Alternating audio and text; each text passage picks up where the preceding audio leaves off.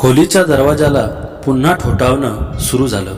बाहेर जो कोणी होता त्याने दार उघडण्यास सांगितले आणि दार उघडले नाही तर तो आम्हा दोघांना मारतील असेही सांगितले. मी त्यांना हातात पिस्तूल पाहिले आहे असे मी सांगितल्यावर श्रेयस मला सांगू लागला की काळजी करू नकोस, हे लोक आत येऊ शकत नाही. दाराला कुलूप आहे. त्याने मला त्याच्यापासून दूर ढकलण्याचा प्रयत्न केला, पण मी भीतीने त्याला घट्ट मिठी मारून उभे होते. मग त्याने मला बेडवर बसवले आणि तो स्वतः माझ्या बरोबरीने बसला. तो म्हणाला, घाबरू नकोस, मी इथेच आहे. पुन्हा दारावर थाप पडली. यावेळी एक माणूस अतिशय दबक्या आवाजात म्हणाला, दरवाजा उघडा, नाहीतर आम्ही दोघे दार तोडू. हे ऐकून मी श्रेयसचा हात माझ्या दोन्ही हातात धरला. कदाचित आमचे नशीबच वाईट होते की आमच्या दोघांचेही फोन आमच्याकडे नव्हते. घाबरून पळत असताना मी माझा फोन माझ्या खोलीतच टाकून दिला होता आणि श्रेयसने बाहेर हॉलमध्ये फोन चार्जिंगला ठेवला होता. मी म्हणाले, तू बाहेर जाणार नाहीस, ते तुला कोणत्याही प्रकारे इजा करू शकतात. त्यावर तो म्हणाला, माझा हात सोड. असे म्हणत त्याने माझा हात सोडला. त्यानंतर त्याने कपाटातून पिस्तूल काढले आणि हे पाहून माझे हृदय थांबल्यासारखे झाले. मला भीती वाटू लागली. मी म्हणाले, काय करतोय? तो म्हणाला, मला या लोकांचे वागणे चांगले माहीत आहे. तू फक्त खोलीतून बाहेर पडू नकोस. मी रडायला लागल्याने त्याला सांगितले की देवासाठी तू कुठेही जाऊ नकोस, अन्यथा ते तुला मारतील. यावर तो म्हणाला, काळजी करू नकोस, आपण इथे खोलीत बसून राहिलो तरी ते लोक ह्या खोलीचा दरवाजा तोडून आत येतीलच. त्यामुळे धैर्याने वागले पाहिजे. मला कसे लढायचे हे देखील माहीत आहे आणि शूट कसे करायचे हे देखील माहीत आहे. असे म्हणत तो बाहेर गेला आणि त्याने बाहेरून दरवाजा बंद केला आणि मग मला बाहेरून भांडण आणि ओरडण्याचे आवाज येऊ लागले. भीतीने माझे मन थरथरत होते, जणू काही ते आपापसात भांडत आहेत. मी माझे दोन्ही मुठी घट्ट करून बसले होते आणि खूप थरथरत होते. विचार करत होते की श्रेयसला काही झालं तर ते माझं काय करतील. त्यामुळे माझी प्रकृती खालावू लागली. मला गुदमारल्यासारखे वाटले आणि मग मला गोळी झाडल्याचा आवाज आला. केव्हा आणि कसे माहीत नाही, भीतीमुळे मी बेशुद्ध झाले होते. पक्ष्यांच्या किलबिलाटाने माझे डोळे उघडले. मी लगेच उठून बसले तेव्हा मी श्रेयसच्या खोलीत होते आणि माझे केसही पूर्णपणे विस्कटलेले होते. परंतु मी एकटे त्याच्या रूममध्ये होते आणि मी त्याच्या रूममध्ये कसे आले हे मला समजलेच नाही. पण नंतर मला रात्रीचा प्रसंग आठवू लागला आणि आठवताच माझे भान हरपले. बाहेर काय झाले ते मलाही कळाले नाही. मी लगेच त्याच्या खोलीतून बाहेर आले तेव्हा श्रेयस मला बाहेर सोफ्यावर बसून सिगरेट ओढताना दिसला आणि त्याच्या हाताला एक मलमपट्टी होती आणि त्याच्या डोक्यावर देखील जखमेच्या खुणा होता. हे पाहून मी त्याच्याजवळ आले. मला पाहून श्रेयस म्हणू लागला की पोलिसांनी त्यांना पकडून नेले आहे. ते चोर पोलीस कोठडीत असल्याचे सांगून तो माझ्यापासून दूर पाहू लागला. मी म्हणाले, काय झालं तुझ्या हाताला? तो म्हणाला की लढाई दरम्यान त्यांनी माझ्यावर गोळीबार केला होता, पण ती गोळी माझ्या हाताला लागून गेली होती. तुला काही कळाले नाही, तू बेशुद्ध झाली होतीस. पण आता अजिबात काळजी करू नकोस, सर्व काही ठीक आहे. माझ्याकडे न बघता तो माझ्याशी बोलत होता, पण त्या दिवसापासून मी खूप घाबरले होते. श्रेयस ही का गप्प बसू लागला कळत नाही. आता त्याने खोडकर गोष्टींवर हसणे आणि पूर्वीसारखे माझ्याशी विनोद करणे पूर्णपणे बंद केले होते. श्रेयस मला असा वाटत होता तसा नव्हता आणि आता तो खूप गंभीर झाला होता. तो माझ्याशी जास्त बोलतही नव्हता, का माहीत नाही, पण तो भरपूर सिगारेट ओढू लागला. मी त्याच्यासमोर जेवण ठेवलं तर तो खोल विचारात हरवून राहायचा. मी 2-3 वेळा आठवण करून दिल्यावर तो जेवायचा. या गोष्टीला 1 महिना उलटून गेला होता. एके दिवशी मला चक्कर आली तेव्हा श्रेयसने मला त्याच्या मिठीत घेतले. तेव्हा मी खाली पडणार होते. जर श्रेयसने मला आधार दिला नसता तर मी गंभीर जखमी झाले असते. त्याने मला सोफ्यावर बसवले आणि म्हणाला की मी माझी अजिबात काळजी घेत नाही, स्वतःची काळजी घे, तुझा रंग पूर्णपणे फिकट झाला आहे. हे पहा, कदाचित तुला अशक्तपणामुळे चक्कर आले असेल. श्रेयसनेच मला डॉक्टरकडे नेले, पण मी एकटेच डॉक्टरांच्या खोलीत गेले. त्यांनी काही चाचण्या लिहून दिल्या. त्याचा रिपोर्टही लगेच आला, पण तो रिपोर्ट समोर येताच माझ्या मनात वादळ उठू लागले. डॉक्टर, तू गरोदर आहेस असे सांगू लागले आणि हे ऐकून मला चक्कर आली. माझे पती गेले 3-4 महिने माझ्यासोबत नव्हते आणि सर्वात गोष्ट म्हणजे माझ्या पतीने मला आजपर्यंत हातही लावला नव्हता. श्रेयस माझ्यासोबत होता, पण हे कसे घडले? माझे मन पूर्णपणे कोरे झाले होते. त्याने माझ्याशी हे केव्हा केले या विचाराने मला काळजी वाटू लागली. कारण ना मी कोणते मादक औषध घेतले होते, नाही मला असे कोणतेही मादक पदार्थ खायला दिले गेले होते. मग मी गरोदर कशी झाली? मग मला आमच्या घरात चोर घुसले तो दिवस आठवू लागला. मी बेशुद्ध झाले होते आणि त्यानंतर श्रेयसचा दृष्टिकोन देखील पूर्णपणे बदलला होता. तो थोडासा हरवलेला दिसू लागला होता आणि पूर्णपणे शांत झाला होता. त्याच रात्री कुठेतरी श्रेयसने माझ्यासोबत हे घाणेरडे कृत्य केले असावे.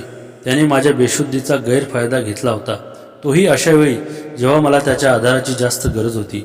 मी माझे वाहणारे अश्रू पुसले आणि डॉक्टरांच्या खोलीतून बाहेर आले. श्रेयस समोर बसला होता. मला बघून तो माझ्याजवळ आला आणि विचारू लागला की काय झाले, डॉक्टर काय बोलले? मी त्याला काहीच बोलले नाही. मला वाटलं की घरी जाऊन त्याला विचारावं की त्याने माझ्याशी असं का केलं. मी त्याच्या भावाची बायको आहे. हे सर्व करत असताना त्याला लाज वाटायला हवी होती. पण घरी आल्यावर माझे भानं सरपले. समोर कुशल हसत उभा होता. तो म्हणाला, तुला माझे सरप्राईज कसे वाटले? ते पाहून मी थक्क झाले. माझे मन दुःखी झाले होते. कुशलला पाहून श्रेयस खूप अस्वस्थ झाला होता. त्यावेळी मी इतके दुःखी आणि आतून पडले होते की काय करावे तेच मला कळत नव्हते. कुशलला मिठी मारून मी रडायला लागले. मला कळत नव्हते की त्याला कसं सांगू की त्याच्या भावाने मला उद्ध्वस्त केलं आहे. मी कठीण प्रसंगी त्याच्याकडे गेले, कारण मला वाटले की तो मला आश्रय देईल, परंतु मला माहीत नव्हते की तोच माझा नाश करेल. कुशल माझ्या डोक्यावर हात फिरू लागला आणि म्हणाला की मी इथे आलोय तर तू खुश असायला हवीस, पण तू रडत का आहेस? तेवढ्यात पुढच्या क्षणी जे घडले ते माझ्या डोळ्यासमोर आकाश आणि पाताळ एक झाल्यासारखे वाटले. कारण काही वेळाने श्रेयस कुशलच्या जवळ आला आणि त्यानंतर त्याने जे केले ते पाहून मी थक्क झालो. त्याने माझा हात पकडला आणि झटक्याने मला कुशलपासून वेगळे केले. हे पाहून कुशललाही आश्चर्य वाटले. श्रेयसने मला कुशलपासून मागे ढकलले आणि म्हणू लागला, दूर राहा. तेव्हा श्रेयसची बोलण्याची शैली अतिशय होती. कुशलला ताण जाणवला आणि तो म्हणाला की काय असभ्यता आहे हे, तू काय बोलतोस? तू असे करू शकतोस? आणि त्यानंतर श्रेयस जो काही बोलला त्याने माझ्या पायाखालची जमीनच निघून गेली. तो म्हणाला, मी काय बोलतोय ते तुला चांगलंच माहीत आहे. ती माझी पत्नी आहे, तुझी नाही, आणि हे विसरू नकोस. त्यामुळे माझ्या बायकोला स्वतःपासून दूर ठेव. तिच्या जवळ जाण्याचा प्रयत्नही करू नकोस. आणि त्याच्या तोंडून हे शब्द ऐकून मी कधी श्रेयसकडे तर कधी कुशलकडे आश्चर्याने बघत होते. श्रेयसच्या तोंडून हे ऐकून मला वाटले की कदाचित कुशल त्याचा गळा दाबेल, पण कुशल काहीच बोलला नाही. उलट कुशलच्या चेहऱ्यावर निराशा पसरली होती. श्रेयस म्हणू लागला की तुला आठवतंय जेव्हा तुझं लग्न होतं तेव्हा फेऱ्या मी मारल्या होत्या. लग्नाच्या वेळेस तुझ्या जागी वर म्हणून मी उभा होतो. त्यावेळेस सोनलचा हात माझ्या हातात होता, तुझ्या हातात नाही. तू तर सोनलशी लग्न करण्यास नकार दिला होतास. होय, ही गोष्ट वेगळी आहे की त्यावेळी मी हे सर्व तुझ्या विनंतीवरून केले, कारण तुला सोनल आवडत नव्हती. तुला परदेशात जायचे होते आणि तिथली मुलगी तुला आवडली होती आणि तुला तिच्याशीच लग्न करायचे होते. तू म्हणाला होतास की तू सोनलशी लग्न कर, कारण काही वर्ष उलटून गेल्यावर तू परत येणार नाहीस. त्यामुळे तू सोनलला घटस्फोट देशील, हे नाटकही संपेल आणि सोनल तुझी होईल. मग तुझी इच्छा असेल तर तू सोनलशी नंतर सौरासमोर लग्न करू शकतोस. मग तू आता परत का आलास आहेस ते सांग. तुझे तर एका परदेशी मुलीवर प्रेम होते ना, आणि तू तिच्याशी लग्न करणार होतास ना. मग तू एकटा का आलास? तू त्या मुलीशी लग्न का केलं नाहीस? हे सर्व ऐकून माझे दुःख विसरले होते. हे सगळं मी काय ऐकत होते? त्या मुलीने मला फसवले होते असे कुशल म्हणू लागला. मी परत आलो आहे म्हणून तू आता सोनलला घटस्फोट दे, मी तिच्याशी लग्न करेल. हे ऐकून मला खेळणं असल्यासारखं वाटलं. मी म्हणाले, तुम्ही हा कोणता खेळ रचला आहे? एक भाऊ लग्नाच्या वेळेत दुसऱ्या भावाला आणून हजर करतो आणि आता घटस्फोट मागतो. मग दुसरा भाऊ येऊन माझ्यासोबत वेळ घालवतो. मला न सांगता माझ्याशी असा घृणास्पद खेळ खेळला जातोय हे मला कळलेच नव्हते. हे ऐकून श्रेयस आणि कुशल दोघेही आश्चर्यचकित झाले. मी ढसाढसा रडायला लागले. मी माझ्या पर्समधून रिपोर्ट काढला आणि त्यांच्या दोघांच्या तोंडावर फेकला. कुशल श्रेयसला म्हणू लागला की हे काय केलंस? तुला लाज वाटली नाही का? यावर श्रेयसचे शब्द आणखीनच मोठे झाले. तो म्हणाला की ती माझी पत्नी आहे, त्यामुळे मला माझ्या कोणत्याही कामाची लाज वाटत नाही. त्यावेळी माझ्या मनात सोनलसाठी काहीच नव्हते, पण आता आम्ही सोनलवर प्रेम करू लागलो आहे आणि हे तिच्याशिवाय जगण्याचा विचारही करू शकत नाही, असे म्हणत त्याने माझा हात धरला आणि मला घराबाहेर काढले. मी म्हणाले, माझा हात सोड, मलाही तुझ्यासोबत राहायचे नाही. तू फसवून माझ्याशी लग्न केले आहेस. मग माझ्या बेशुद्धीचाही फायदा घेतला. पण श्रेयसने माझे ऐकले नाही आणि मला गावी आणले. मी माझ्या सासू सासऱ्यांना आणि आईवडिलांना संपूर्ण हकीकत सांगितली. संपूर्ण सत्य जाणून सर्वांनाच मोठा धक्का बसला. सर्वजण कुशल आणि श्रेयसबद्दल वाईट बोलले. माझ्या सासूबाईंनी कुशलची बोलणेच बंद केले होते. कुशल हे कधी गावात आला नाही. त्याच फ्लॅटमध्ये राहून तो काही नोकरी करू लागला. इथे श्रेयसने माझी खूप काळजी घेतली, परंतु मी त्याच्याशी कधीच नीट बोलले नाही. माझ्या बोलण्याचं त्याला वाईट वाटलं नाही. त्याने माझी खूप काळजी घेतली. पण 7 महिन्यांनी मी मृत मुलाला जन्म दिला.